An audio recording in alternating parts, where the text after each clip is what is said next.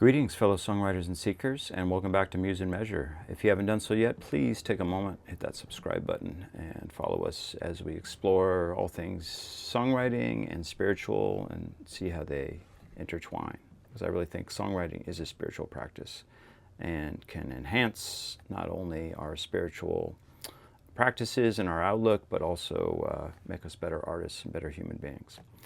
All right, so we've been talking about seeds, and today I want to talk about an often overlooked seed, which is very, very fruitful and very, very inspiring for composing songs, because it adds a whole nother character, a whole nother protagonist to the song's journey. It's like, you know, sometimes you have a movie or a novel where it's just one character, but oftentimes there's a secondary story or a secondary character who's really, really important, who adds so much more color to a story.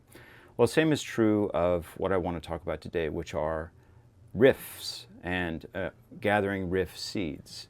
Now, a riff is a musical idea, but it's not tied to a melody. It's not something that carries the melody. So it's not the central character in a song. It's something that is like kind of an alternative story, an alternative emotional state, or a different character's perspective even.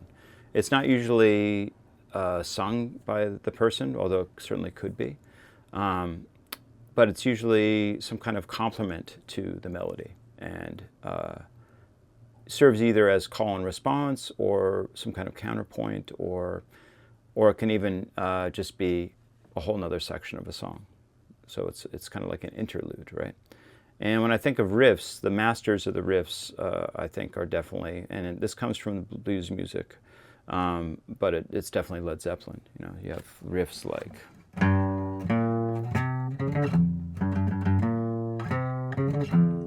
so they are usually compact and repetitive. They're very, very catchy. And so it's just another way to make your song even catchier. So maybe you have a really catchy chorus, you have a hook that is just going to grab people's attention and they can't get it out of their brains, they're going to have an earworm with it. Well, this is giving them a whole nother one. So the song Whole Lotta Love, you know, I would say even the riff is the most catchy part of this. You know, when you ask people to sing Whole Lotta Love, they might go dun dun dun dun dun dun, right? As opposed to going on a whole lot of love, on a whole lot of love. So even the riff has become even more catchy and more of a hook of a song than the actual sung part. Okay?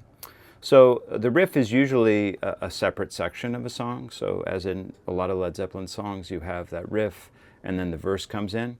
But it also can be kind of like a call and response, like in the example of Black Dog. So, hey, hey, mama, say the way you move, gonna make you sweat, gonna make you groove. A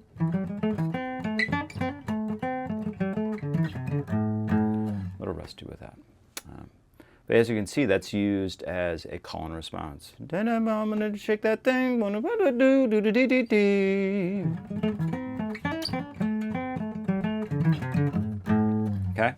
So that's a call and response, right? Because you have like one person say something, and then you have another.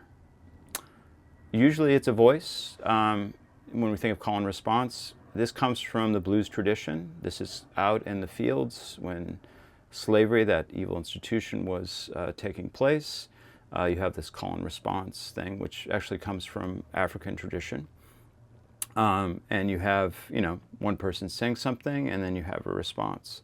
What happened in blues music, especially when you had the solo performers of someone on their guitar, is instead of having a singer do the response, you had the instrument all of a sudden do that. So that's where the call and response became an instrumental thing.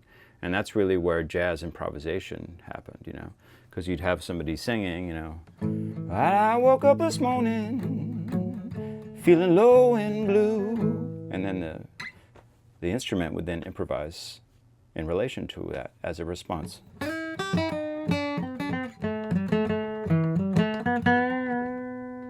Okay, something like that.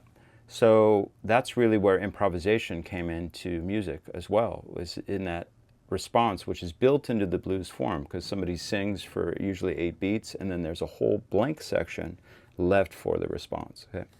And so you hear this in the riff making of Led Zeppelin, you know, that they they use that call and response, and they usually fill that response with a riff, which is another catchy thing. So how can we use this in our own songwriting? Well, when you're collecting seeds and ideas, maybe you're just having, just messing around on your guitar or your piano or whatever instrument you play, and you're just messing around.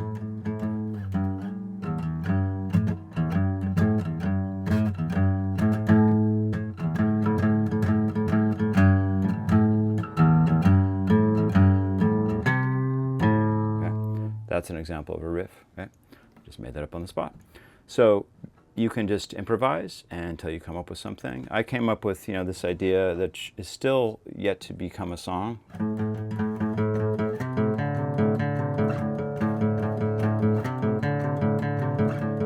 It's a very simple riff, but that becomes a seed for a song. So I can write a melody over top of that. And that's something you have to consider when you're using riffs, is like, okay, is this the background? Am I going to be singing over this? Is my melody going to go on top of this? Or am I going to take more of a Led Zeppelin approach where the riff is its own character, is its own part, and the melody is going to be a separate part, okay?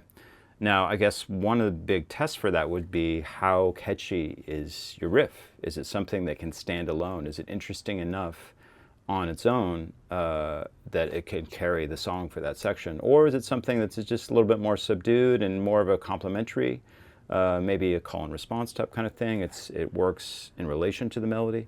Then you can use it as just kind of a background for your melody. So this riff that I have,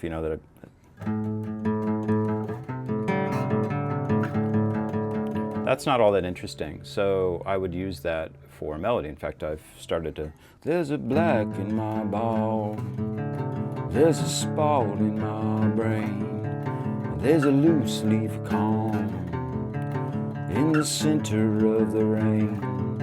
I want to call out your name, call out your name for free, call out your name, call out your name. So I don't know where that's going to go, but that's the idea now. So you see that I have those two little riffs, which weren't, showstoppers on their own, but they were interesting enough to be kind of the background for a musical idea that I will put the melody on top of.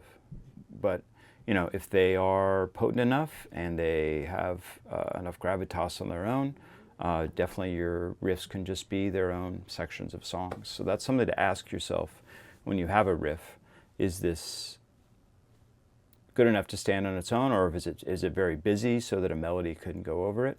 So best of luck with working with these riffs, and let me know how it goes. Please put a comment down below in the comment section. If you have any questions, also you can put them there in the comments section, or if you want to just email me directly, my email is tyler@musemeasure.com. Until next time, best of luck with your songwriting and spiritual practice.